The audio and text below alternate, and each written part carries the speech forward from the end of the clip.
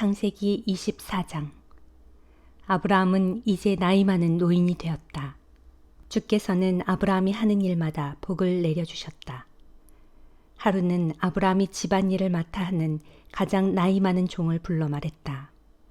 너는 내 넓적다리 밑에 내 손을 집어넣고 하늘과 땅을 지으신 하나님을 두고 맹세하여라.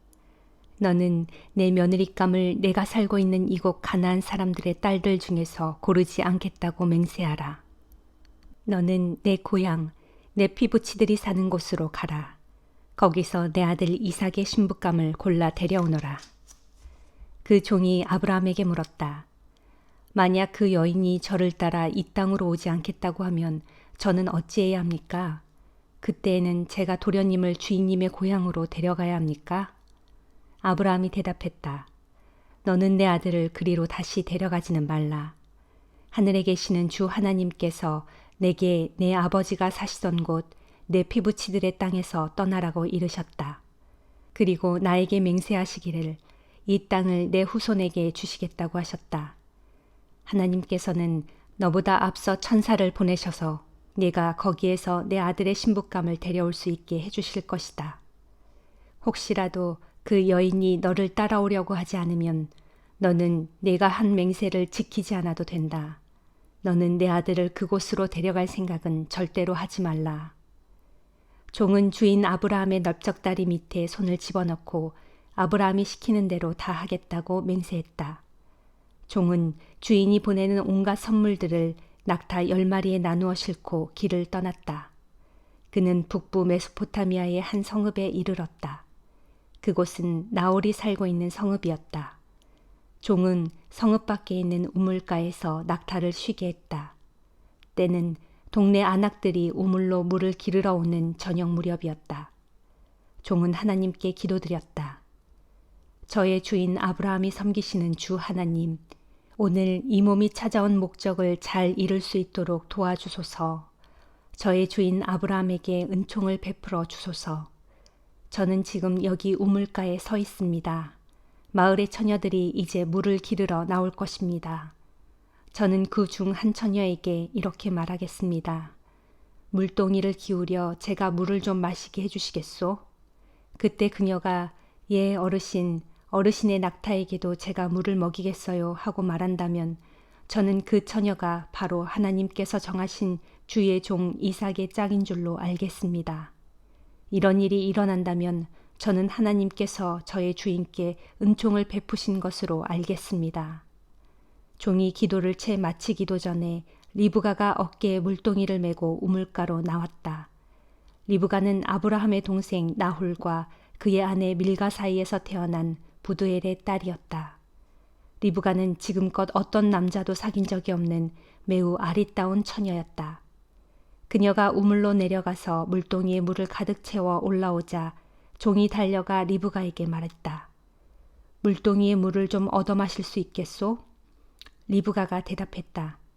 어르신, 어서 물을 드십시오. 그녀는 서둘러 물동이를 내려놓고는 종에게 물을 마시도록 해주었다. 종이 물을 다 마시자 리브가가 말했다. 어르신의 낙타에게도 물을 마시게 할게요. 리브가는 물동이에 남아있는 물을 구유에 쏟아붓고 다시 우물로 내려가서 낙타들에게 먹일 수 있도록 물을 길어왔다. 종은 리브가의 거동을 말없이 지켜보고 있었다. 그는 이번 여행길의 목적을 주께서 과연 순조롭게 이루어 주실 것인지 알아보고 싶었다. 낙타가 물을 다 마시자 종은 반세겔 나가는 금 코걸이와 10세겔 나가는 금팔찌 한 쌍을 리브가의 손에 쥐어주었다. 그러면서 종이 물었다. 아가씨는 네 집 따님이시오. 아가씨 집에 우리가 묵을 만한 방이 있소? 리브가가 대답했다. 저는 부드엘이라는 분의 딸입니다. 제 할머니는 밀가라 하고 할아버지는 나홀이라 합니다. 리브가가 말을 이었다. 저희 집에는 낙타에게 먹일 겨와 여물도 넉넉합니다. 어르신께서 묵으실 방도 있습니다. 종은 무릎 꿇고 엎드려 주께 경배를 드렸다. 저의 주인 아브라함의 하나님을 찬양합니다. 주께서는 저의 주인에게 하신 약속을 잊지 않고 이처럼 인자하심과 신실하심으로 대하셔서 이렇듯 저를 제 주인님의 동생 집으로 곧장 인도해 주셨습니다. 리브가는 달려가 집안 식구들에게 이 일을 말했다. 리브가에게는 오빠가 있었다.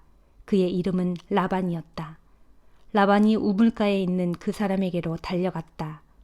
라반은 누이 동생의 금코걸이와 금팔찌를 보고 또 리브가가 자기에게 한 말을 듣고 급히 우물가로 달려온 것이다. 과연 그 사람은 우물가에 낙타들과 함께 서 있었다. 라반이 말했다. 저희 집으로 가시지요. 어르신은 주께 복받은 분이시로군요. 왜 밖에 서 계십니까? 어르신이 묵으실 방도 치워놓았고 낙타들이 머물 공간도 있습니다. 그 사람이 라반의 집으로 들어갔다.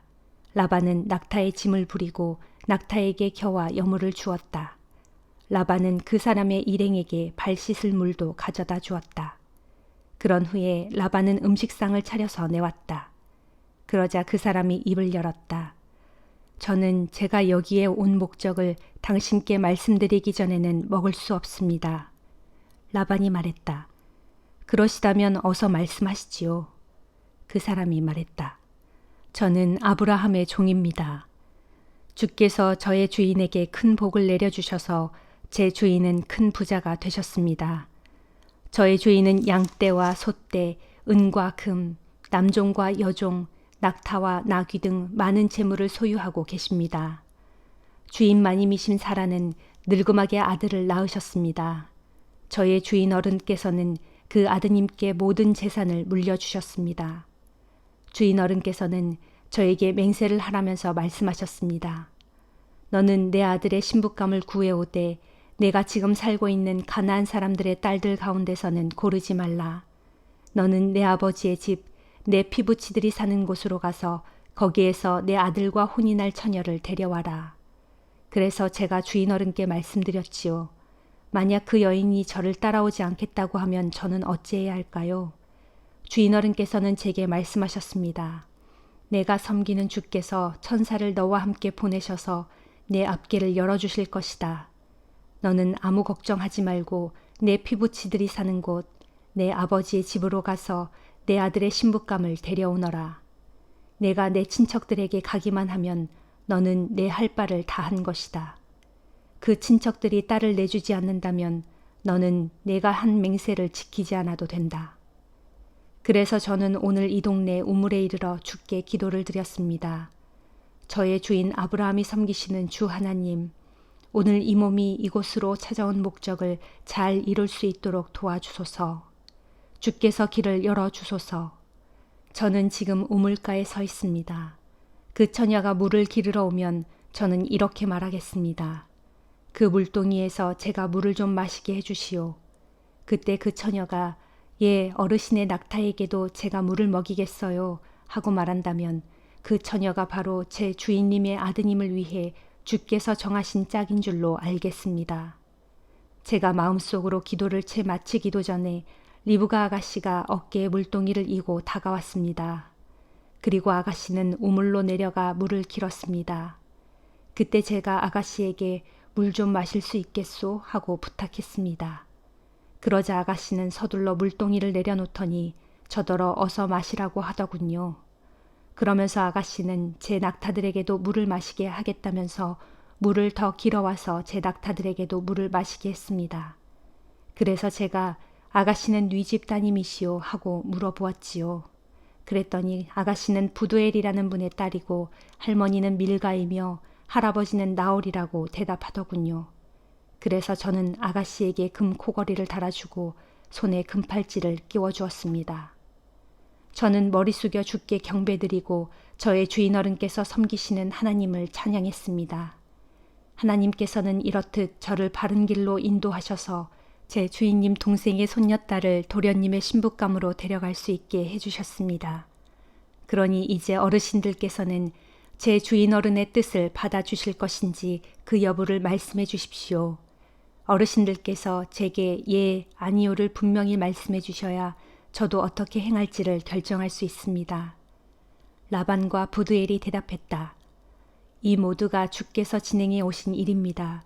우리가 어찌 좋다 싫다 말할 수 있겠습니까?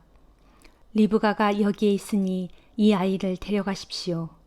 주께서 말씀하신 대로 이 아이를 데려가 당신 주인의 며느리로 삼도록 하십시오. 아브라함의 종은 이 말을 듣고 엎드려 주께 경배를 드렸다. 종은 금은 폐물과 옷가지를 가져다가 리브가에게 주었다. 리브가의 오빠와 어머니에게도 값비싼 선물들을 나누어 주었다. 아브라함의 종과 그의 일행은 라반이 차려놓은 음식을 맛있게 먹고 그날 밤 그 집에서 묵었다. 다음 날 아침 아브라함의 종이 말했다. 저는 이제 제 주인 어른께로 돌아가야겠습니다. 리브가의 오빠와 어머니가 간청했다. 며칠만이라도 이 아이가 우리와 함께 지내도록 해주세요. 열흘만이라도 우리와 함께 지내게 해주세요. 그런 다음에 데려가십시오. 아브라함의 종이 말했다. 여기서 더 지체하지 않게 해주셨으면 합니다. 주께서 저의 여행길을 돌보아 순탄하게 이끌어 주셨습니다. 두 분께서는 제가 곧바로 주인 어른께 돌아갈 수 있도록 저를 보내주셨으면 합니다. 리브가의 오빠와 어머니가 말했다. 그러시다면 리브가를 불러 그 아이 생각은 어떤지 물어보도록 합시다. 두 사람은 리브가를 불러 물었다. 너는 지금 곧바로 이분과 함께 갈 생각이냐? 리브가가 대답했다. 예, 가겠어요. 리브가의 오빠와 어머니는 리브가와 리브가의 유모 아브라함의 종과 그의 일행을 함께 떠나보냈다. 그들은 떠나가는 리브가에게 복을 빌어주었다. 우리 누이 리브가여, 너는 수천 수만 사람의 어머니가 되어라. 너의 후손이 원수들의 성을 정복하기를 빈다. 리브가와 그녀의 몸종들은 낙타를 타고 아브라함의 종 일행을 따라 길을 떠났다.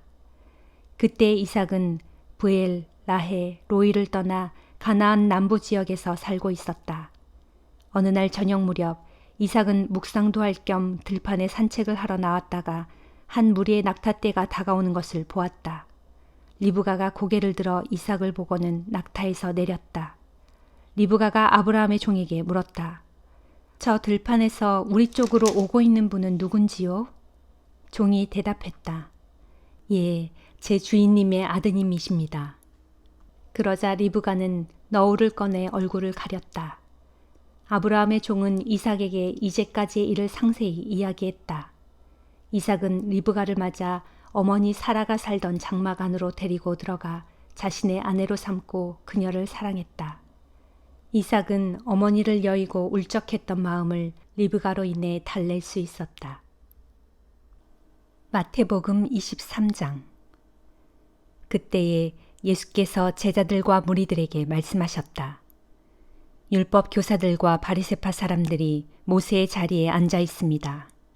그러니 그들이 여러분에게 말하는 것은 다 지키십시오. 그러나 그들의 행실은 본받지 마십시오. 그들은 말뿐이고 실천은 하지 않는 사람들입니다. 그들은 지기 힘든 무거운 짐을 묶어서 사람들의 어깨에 지우지만 정작 자기들은 손가락 하나 까딱하려 하지 않습니다. 또 그들은 무슨 일이든 남에게 잘 보이기 위해서 합니다. 성구 상자를 크게 만들어서 달고 다니며 옷수를 길게 늘어뜨려서 거룩한 사람인 양 꾸미고 다닙니다. 그리고 잔치에 가면 윗자리에만 앉으려 하고 회당에서는 높은 자리만 찾습니다. 장터에 나가 인사받기를 좋아하고 사람들에게 랍비라고 불리기를 좋아합니다. 그러나 여러분은 랍비로 불려서는 안 됩니다.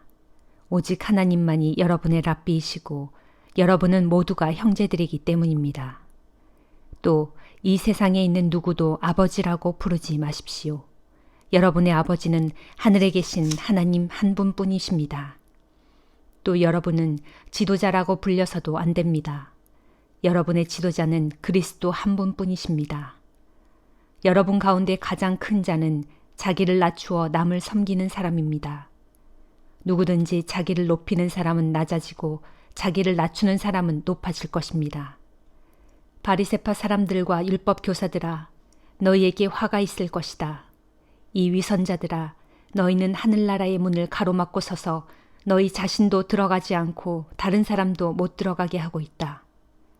바리새파 사람들과 율법 교사들아, 너희에게 화가 있을 것이다. 이 위선자들아, 너희는 과부의 재산을 빼앗고 사람들에게 거룩하게 보이려고 길게 기도한다.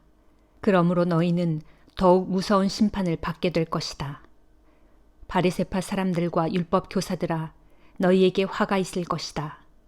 이 위선자들아, 너희는 계종자 한 사람을 만들려고 바다와 육지를 두루 돌아다니다가 정작 한 사람의 계종자가 생기면 그를 너희보다 배나 더 못된 지옥의 자식으로 만들어버린다. 눈먼 인도자들아, 너희에게 화가 있을 것이다.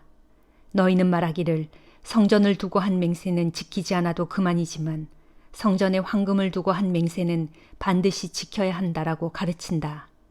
이 눈먼 어리석은 자들아, 어느 것이 더 소중하냐? 황금이냐, 황금을 거룩하게 하는 성전이냐?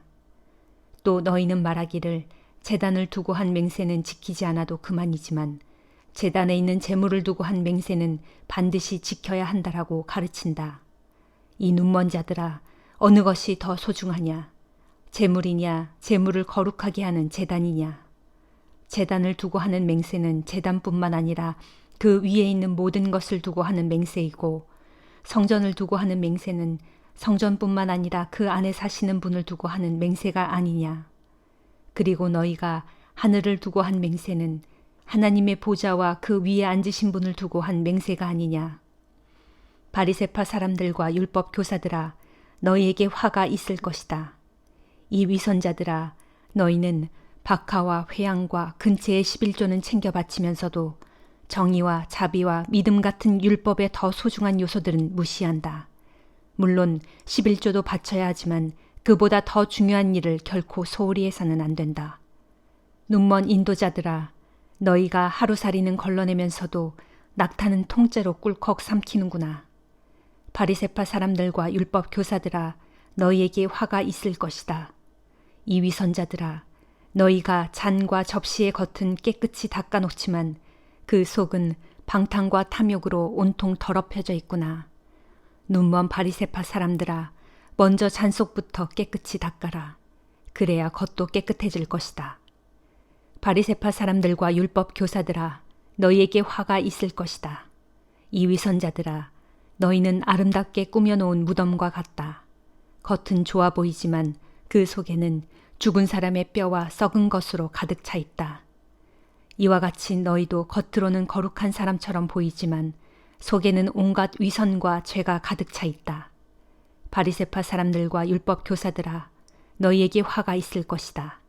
이 위선자들아, 너희는 예언자들의 무덤을 단장하고 의인들의 기념비를 세워놓고는 우리가 만약 조상들의 시대에 살았더라면 예언자들을 피 흘리게 했던 조상들처럼 행동하지는 않았을 텐데 라고 말하니 결국 이것이 너희가 예언자들을 죽인 자들의 자손임을 스스로 증거하고 있는 셈이 아니냐. 그러니 너희는 조상들이 저질러 온 악한 일의 분량을 마저 다 채워라. 뱀들아, 독사의 새끼들아, 너희가 어떻게 지옥의 심판을 피할 수 있겠느냐. 그러므로 내가 예언자들과 지혜 있는 교사들과 율법 교사들을 너희에게 보낼 것이다. 그러나 너희는 그들 중 어떤 이들은 죽이거나 십자가에 못 박고 어떤 이들은 회당에서 채찍질하면서 이 마을 저 마을로 잡으러 다닐 것이다. 그리하여 의인 아벨의 피로부터 너희가 성소와 제단 사이에서 죽인 바라기아의 아들 사라기아의 피에 이르기까지 너희는 땅 위에서 흘린 모든 의로운 자들의 핏값을 치러야 할 것이다. 내가 진정으로 너희에게 말한다. 지나간 세대의 모든 죄에 대한 심판이 이 세대에 내릴 것이다. 예루살렘아, 예루살렘아, 예언자들을 죽이고 하나님께서 보내신 자들을 돌로 치는 자여, 암탉이 병아리를 날개 아래 품듯이 내가 몇 번이나 내 자녀를 모아 품으려고 하였던가. 그러나 너희는 응하지 않았다. 그러므로 보아라, 너희의 집은 버림을 받아 황폐해질 것이다. 내가 너희에게 분명히 말한다. 주의 이름으로 오시는 이여 복되도다 라고 너희가 찬양할 그때까지 너희가 다시는 나를 보지 못할 것이다. 느헤미야 13장. 그날 이스라엘 백성들 앞에서 모세의 율법책이 큰 소리로 낭독되었다.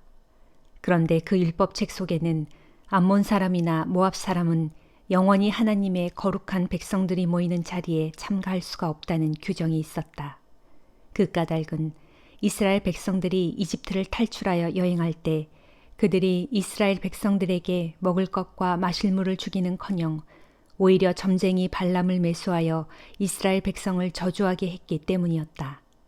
그러나 우리 하나님께서는 발람의 입을 주관하셔서 그로 하여금 저주가 아니라 축복을 선포하게 하셨다. 이스라엘 백성들은 이 같은 율법책의 말씀을 듣고는 이스라엘 가운데서 모든 이방 사람들을 분리시켰다. 한편 이런 일이 있기 전에 우리 하나님의 성전에 딸린 방들을 관리하는 제사장 엘리야십은 암몬 사람 도비아와 가깝게 지내는 사이였기에 그는 성전에 딸린 여러 방들 중에서 넓은 방 하나를 도비아가 사용할 수 있도록 제공해 주었다. 본래 그 방은 성전의 창고로서 곡식 예물과 분향 재료와 각종 성전 기구들을 보관하는 곳이었다. 그곳은 또 레위 사람들과 성가대원들과 성전 문지기들에게 주려고 11조로 거두어들인 곡식과 새 포도주와 기름을 보관하고 제사장들에게 바치는 헌물도 보관하는 곳이었다. 이 같은 일은 모두 내가 예루살렘에 없는 동안에 벌어진 일로서 암몬 사람 도비아가 성전의 깊은 곳에까지 들어와 자리 잡고 있었던 것이다. 페르시아 왕 아닥사스다 32년에 나는 예루살렘을 떠나 왕을 뵈러 페르시아로 갔다가 거기서 얼마 동안 머문 후에 다시 예루살렘으로 돌아가는 것을 허락받은 상태였다. 내가 다시 예루살렘에 돌아와서야 비로소 나는 제사장 엘리야십이 어처구니 없게도 하나님의 성전 안뜰에 암몬 사람 도비아를 위해 방을 내준 이 악한 일을 알게 되었다. 그 사실을 알고 나는 너무도 화가 치밀어 올랐다. 그래서 나는 그 방에서 도비아가 쓰던 살림살이를 모조리 끄집어내어 방 밖으로 내던졌다. 그런 후에 나는 그 방을 깨끗하게 치우고 정결하게 한 다음 본래대로 성전의 각종 기구들과 곡식 재물과 분향 재료들을 다시 그 방에 옮겨 보관하도록 지시했다. 내가 또 사실을 알아보니 내가 없는 사이에 백성들이 레위 사람들에게 마땅히 주어야 할 그들의 몫을 주지 않아서 성전에서 일하던 레위 사람들과 성가대원들이 모두 자기 고향 마을로 돌아가고 없었다. 그래서 나는 관리들을 불러다가 어찌하여 그대들은 하나님의 성전이 이렇게 되도록 내버려 두었소? 하고 크게 꾸짖은 다음 다시 레위 사람들을 불러다가 성전의 일을 맡겼다. 그러자 온 유다 백성들이 곡식과 새 포도주와 기름의 11조를 가져다가 하나님의 성전 창고에 들여다 놓았다. 나는 제사장 셀레미야와 서기관 사독과 레위 사람 부다야에게 성전 창고를 맡겼다. 그리고 그들 밑에 삭굴의 아들이며 마따니아의 손자인 하난을 두어 그들을 돕게 했는데 이 사람들은 모두 정직하고 믿을 만한 사람들로 사람들에게 인정받은 자들이었다. 또 나는 그들에게는 그들의 동료인 제사장들과 레위 사람들에게 돌아갈 몫을 분배하는 일도 맡겼다. 이 같은 일을 모두 마치고 나는 기도를 드렸다.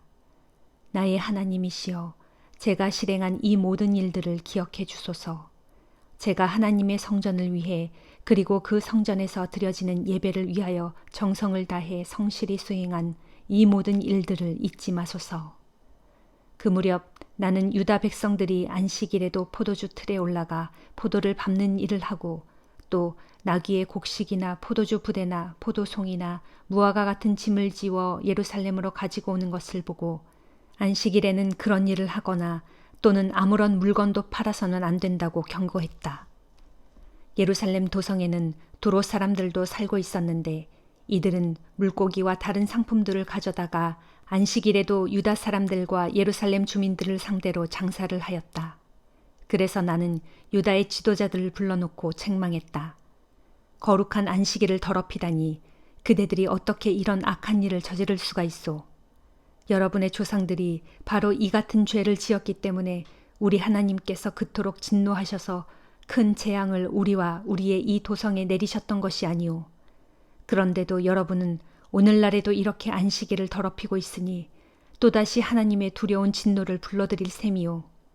그런 후에 나는 안식일 전날의 저녁 무렵에 해가 떨어지는 것과 동시에 예루살렘의 모든 성문을 굳게 닫고 안식일이 끝날 때까지는 절대로 성문을 열지 못하게 했다. 이와 동시에 나는 내 부하들 가운데 몇 사람을 예루살렘의 각 성문마다 배치하여 안식일에는 어떤 물건도 성 안으로 실어 나르지 못하게 했다. 그러자 온갖 물품을 파는 장사꾼들이 예루살렘 성문이 열리기를 바라며 예루살렘 성문 밖에다 천막을 치고 한두 번 밤을 새웠다. 그래서 내가 그들에게 엄히 경고했다. 너희가 어찌 성문 밖에서 밤을 새우고 있느냐. 이런 일이 또다시 생기면 너희를 다 잡아들이겠다. 그러자 그 후로는 더 이상 그들이 안식일에는 나타나지 않았다. 그러고 나서 나는 레위 사람들에게 몸을 정결하게 하고 예루살렘 성문을 지켜서 안식일을 거룩한 날로 지킬 수 있도록 하라고 지시했다. 그리고 나는 이렇게 기도했다. 나의 하나님이시여, 제가 한 이 모든 일을 기억해 주소서.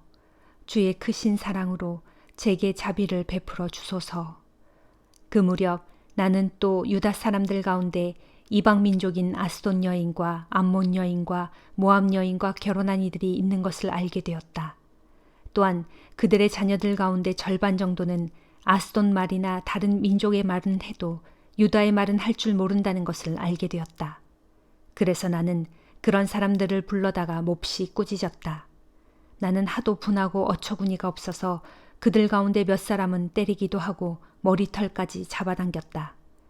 그런 후에 나는 그들에게 하나님의 이름으로 맹세하면서 이렇게 말했다. 너희는 이방 사람들의 아들들에게 너희의 딸들을 시집 보내지 말고 또 너희의 아들들을 위해 이방 사람의 딸들을 아내로 데려오지도 말라. 이스라엘 왕 솔로몬이 무엇 때문에 죄를 지었느냐? 바로 이방 여자들을 자기 아내로 맞아들였기 때문이 아니냐. 온 세상의 많은 나라들과 민족들 가운데 솔로몬 왕 같은 자가 없었다. 참으로 그는 하나님께 사랑을 듬뿍 받아서 온 이스라엘을 다스리는 왕으로 세움받았지만 이방 여인들 때문에 결국 그마저도 죄를 짓고 말았다. 그러니 오늘날 너희가 이방 여인들과 결혼하여 큰 죄를 짓고 하나님을 거역하고 있으니 우리가 어찌 그냥 두고 볼 수만 있겠느냐. 그런데 그런 자들 가운데 대제사장 엘리야십의 손자인 요야다의 아들 중 하나도 포함되어 있었다. 그때 그 자는 호론 사람 산발랏의 딸과 결혼하여 산발랏의 사이가 되어 있었다. 그래서 내가 그 자를 내 앞에서 멀리 쫓아내버렸다. 그리고 나서 나는 이렇게 기도했다. 나의 하나님이시여, 그들은 제사장의 직분을 더럽혀 주께서 제사장들 및 레위 사람들과 맺으신 언약을 저버린 자들입니다. 그들을 잊지 마소서. 그때 나는 제사장들과 레위 사람들에게서 이방인들의 온갖 부정한 것들을 몰아내고 정화시킨 다음에 각자 하나님의 성전에서 자신들이 직무를 수행하게 했다. 나는 또 백성들에게 정해진 때마다 제단에서 사용할 땔감을 바치게 하고 밭의 소산물들 중 1000 열매를 바치게 했다. 그러고 나서 나는 이렇게 기도했다. 나의 하나님이시여, 제가 한 이 모든 일을 기억해 주시고 저에게 복을 내려 주소서. 사도행전 23장. 바울은 공회 의원들의 얼굴을 똑바로 바라보면서 말했다. 형제 여러분, 저는 오늘날까지 올바른 양심을 가지고 하나님께 대한 제 의무를 다해왔습니다. 이 말을 듣고 대제사장 아나니아가 곁에 서 있는 사람들에게 바울의 입을 치라고 명령했다. 그러자 바울이 그에게 말했다. 이 겉만 번지르르한 위선자여, 하나님께서 당신을 치실 것이요. 당신은 거기에 앉아 율법에 따라 나를 재판한다고 하면서 나를 치라고 명령함으로써 도리어 당신 스스로 율법을 어겼소. 그때 곁에 서 있던 사람들이 바울에게 말했다. 어디 그런 말로 감히 하나님의 대제사장을 모욕하느냐? 바울이 말했다. 형제들이여, 저는 그 사람이 대제사장인 줄은 몰랐습니다. 성경에 기록되기를 내 백성의 지도자들을 욕하지 말라 한 것을 저도 잘 알고 있습니다. 그러고 나서 바울은 공회 의원들 중 일부가 사도계파요, 또 일부는 바리새파인 것을 알고서 이렇게 큰 소리로 말했다. 형제 여러분, 나는 조상 대대로 바리새파 사람입니다. 제가 오늘 여기서 재판을 받는 것은 죽은 자의 부활을 믿는다는 이유에서입니다. 이 말을 듣고 공회 의원들은 둘로 갈라졌고 바리새파와 사두개파 사이에 다툼이 벌어졌다. 사두개파 사람들은 부활이 없다고 말하고 또한 천사들이나 영도 존재하지 않는다고 주장한 반면 바리새파 사람들은 그런 것들을 모두 인정했기 때문이었다. 공회가 크게 소란해졌다. 그때 바리새파 율법 학자들 가운데 몇 사람이 나서서 바울을 옹호했다. 우리는 이 사람에게서 아무런 잘못을 찾을 수 없습니다. 영이나 천사가 그에게 말해주었을 수도 있지 않습니까? 다툼과 논쟁이 더욱 격렬해지자 천부장은 바울이 그들에게 찢겨 죽을까 염려되어 군인들에게 그를 빼내어 병영으로 다시 데리고 가라고 명령했다. 그날 밤 주님이 바울 곁에 서서 말씀하셨다. 용기를 내라. 예루살렘에서 내가 나에 대해 증언한 것처럼 로마에서도 나를 증언해야 한다. 이튿날 아침 유대인들은 한데 뭉쳐 모이한 뒤에 바울을 죽이기 전에는 먹지도 않고 마시지도 않겠다고 굳게 맹세했다. 바울을 죽이려는 이 모의에 가담한 사람은 무려 40명이 넘었다. 그들은 대제사장과 장로들에게 가서 말했다. 우리는 바울을 죽이기 전에는 아무것도 먹지 않기로 굳게 다짐했습니다. 그러니 이제 여러분과 의원들은 더 정확하게 조사할 일이 있다면서 바울을 여러분들 앞에 데려오도록 천부장에게 요청하십시오. 그러면 우리는 바울이 이리로 오는 도중에 그를 감쪽같이 죽여 없앨 것입니다. 우리는 그런 만반의 준비를 다 해놓았습니다. 그런데 바울의 조카가 이 음모에 대해 미리 알아채고는 급히 로마 병영으로 달려가 바울에게 그 사실을 알려주었다. 바울이 백부장 한 사람을 불러 말했다. 이 청년을 즉시 천부장에게 데려다 주십시오. 긴히 전할 말이 있다고 합니다. 백부장이 청년을 천부장에게 데려다 주며 보고했다. 죄수 바울이 저를 부르더니 이 청년을 대장님께 즉시 데려다 주라고 했습니다. 긴히 드릴 말씀이 있다고 합니다. 천부장은 청년의 손을 잡고 한쪽으로 데리고 가더니 물었다.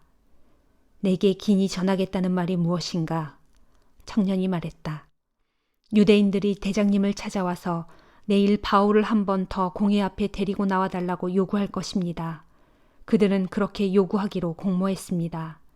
그러나 대장님께서 그것을 허락하시면 안 됩니다. 40명이 넘는 유대인들이 도중에 바울을 덮쳐 죽이려고 길가에 잠복해 있습니다. 그 사람들은 하나로 뭉쳐 바울을 죽이기 전에는 먹지도 않고 마시지도 않겠다고 서약을 했습니다. 그 사람들은 지금 바울을 죽일 만만의 준비를 다 갖춰놓고 대장님의 허락만 기다리고 있습니다. 천부장이 말했다. 알았다. 이 사실을 나에게 알렸다는 말을 아무에게도 하지 말라. 이렇게 당부한 뒤 천부장은 그 청년을 돌려보냈다. 천부장은 즉시 백부장 2사람을 불러 명령했다. 너희는 오늘 밤 9시에 가이사랴로 출발할 수 있도록 보병 200명과 마병 70명 그리고 창을 쓰는 병사 200명을 대기시켜라. 또 바울을 벨리스 총독에게 무사히 호송할 수 있도록 그를 태울 말도 준비하라. 그런 명령을 내린 뒤 이어 천부장은 총독에게 보내는 편지를 썼다. 글라우디오 루시아가 총독 벨릭스 가깝게 문안을 드립니다. 제가 보내는 이 사람은 유대인들에게 붙잡혀 살해당할 위험에 처했으나 제가 군인들을 보내어 구출해냈습니다. 그가 로마 시민이라는 것을 알았기 때문입니다. 저는 유대인들이 왜 이 사람을 고발했는지 그 이유를 알고자 그를 유대인의 공회로 데리고 갔습니다. 그 결과 저는 그가 유대인들의 율법 문제로 고발을 당했다는 것을 알게 되었지만 그를 감옥에 가두거나 혹은 사형을 시킬 만한 죄는 발견할 수 없었습니다. 그런데도 그를 암살하려는 음모가 있다는 정보를 듣게 되어 곧바로 그를 가깝게로 보냅니다. 그리고 그를 고발한 자들에게도 앞으로는 그에 대한 사건을 각하 앞에 제소하도록 일러두었습니다. 천부장에게서 명령을 받은 대로 군인들은 그날 밤에 바울을 인디바드리까지 호송했다. 이튿날 군인들은 바울을 호송하는 일을 마병들에게 맡기고 병영으로 되돌아갔다. 마병들이 바울을 호송하여 가이사랴에 무사히 도착하자 그들은 천부장이 보낸 편지와 함께 바울을 벨릭스 총독에게 넘겨주었다. 총독은 천부장이 보낸 편지를 다 읽은 다음 바울에게 어디 출신인가를 물었다. 바울이 대답했다. 길리기아 출신입니다. 총독이 바울에게 말했다. 당신을 고소한 자들이 이리로 오게 되면 그때 당신의 말을 듣기로 하겠다. 그런 뒤 총독은 바울을 헤롯 궁안에 가둬놓고 잘 지키라고 명령했다. 아멘.